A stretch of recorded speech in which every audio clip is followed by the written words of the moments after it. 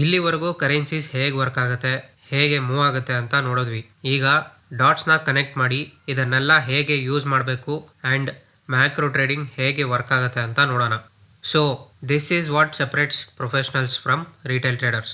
Macro ಟ್ರೇಡಿಂಗಲ್ಲಿ ನಾವು top down ಅಪ್ರೋಚ್ನ ಯೂಸ್ ಮಾಡ್ತೀವಿ. ಟಾಪ್ ಡೌನ್ ಫ್ರೇಮ್ವರ್ಕಲ್ಲಿ 5 ಲೇಯರ್ಸ್ ಇರುತ್ತೆ. ಸೊ ನಾವು ಫಸ್ಟು ಗ್ಲೋಬಲ್ ಮ್ಯಾಕ್ರೋ ಎನ್ವೈರ್ಮೆಂಟಿಂದ ಸ್ಟಾರ್ಟ್ ಮಾಡ್ತೀವಿ. ದೆನ್ ಕಂಟ್ರಿ ಫಂಡಮೆಂಟಲ್ಸ್ ಅಂದರೆ drivers, then currency regimes, then market expectations, ಆಮೇಲೆ ಲಾಸ್ಟಲ್ಲಿ ಪ್ರೈಸ್ ಮೂವ್ಮೆಂಟ್ಸ್ನ ನೋಡೋದು. So price is the last layer. ಇಲ್ಲಿ ಮಿಕ್ಕಿದೆಲ್ಲ ಅದ್ರ ಮೇಲೆ ಕರೆನ್ಸಿ ಡೈರೆಕ್ಷನ್ನ ಡಿಸೈಡ್ ಮಾಡುತ್ತೆ. ಇಲ್ಲಿ ಫಸ್ಟ್ ಲೇಯರ್ಸ್ ನಾವು ನೋಡೋದು ಗ್ಲೋಬಲ್ ಮ್ಯಾಕ್ರೋ ಎನ್ವೈರ್ಮೆಂಟ್. ನಾವು ಕರೆನ್ಸೀಸ್ನ ಪಿಕ್ ಮಾಡೋಕ್ಕೆ ಮುಂಚೆ ಗ್ಲೋಬಲಿ ಕಂಡೀಷನ್ಸ್ ಹೇಗಿದೆ ಅಂತ ಫಸ್ಟು ನೋಡಬೇಕು. Things like inflation cycles, interest rate cycles, global slow downs, recoveries, central banks tones, ಈ ಥರ ಥಿಂಗ್ಸ್ನ ನೋಡಬೇಕು. ಮ್ಯಾಕ್ರೋ ಎನ್ವೈರ್ಮೆಂಟಲ್ಲಿ ಏನಾಗ್ತಿದೆ ಅಂತ ಗೊತ್ತಾದ್ಮೇಲೆ ನೆಕ್ಸ್ಟ್ ಲೇಯರ್ಗೆ ಹೋಗಬೇಕು. That is country fundamentals. ಇಲ್ಲಿ ಕೋರ್ ಡ್ರೈವರ್ಸ್ನ ಅನಲೈಸ್ ಮಾಡಬೇಕು. Like interest rates, growth, inflation, confidence and trade flows. Currencies ಪೇರ್ಸಲ್ಲಿ ಮೂವ್ ಆಗುತ್ತೆ. ಸೊ ನಾವು ಪಿಕ್ ಮಾಡಿರೋ ಕರೆನ್ಸಿ ಪೇರ್ಸಲ್ಲಿ ಇರೋ 2 ಕಂಟ್ರೀಸ್ದು ಫಂಡಮೆಂಟಲ್ಸ್ನ ಕಂಪೇರ್ ಮಾಡಿ ನೋಡಬೇಕು. For example, US fundamentals strong ಇದ್ದರೆ ಆ್ಯಂಡ್ ಯುರೋಪ್ದು ವೀಕ್ ಇದ್ದರೆ ಯೂರೋ USD ಫಾಲ್ ಆಗುತ್ತೆ.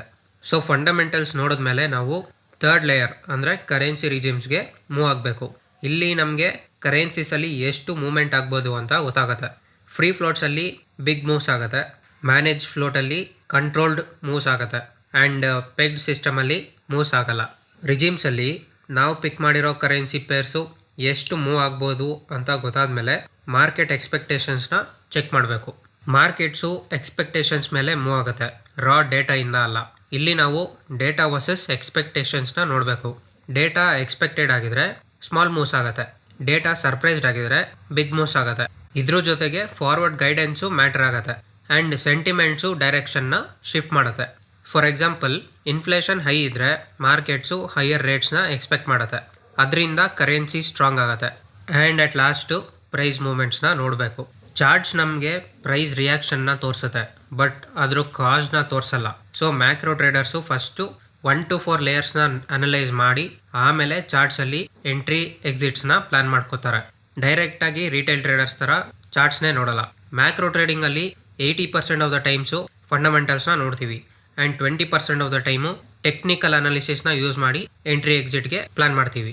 So this is how macro trading works. Top down ಫ್ರೇಮ್ವರ್ಕ್ನ ಯೂಸ್ ಮಾಡಿ ಮಾರ್ಕೆಟ್ ಕಂಡೀಷನ್ ಚೆಕ್ ಮಾಡಿ, then currency fundamentals and sentiments check ಮಾಡಿ, ಡೈರೆಕ್ಷನ್ ಆ್ಯಂಡ್ ಟ್ರೇಡ್ ಸ್ಟ್ರಕ್ಚರ್ನ pick ಮಾಡಿದ್ಮೇಲೆ at last technical analysis use ಮಾಡಿ entry exits ಮಾಡಬೇಕು.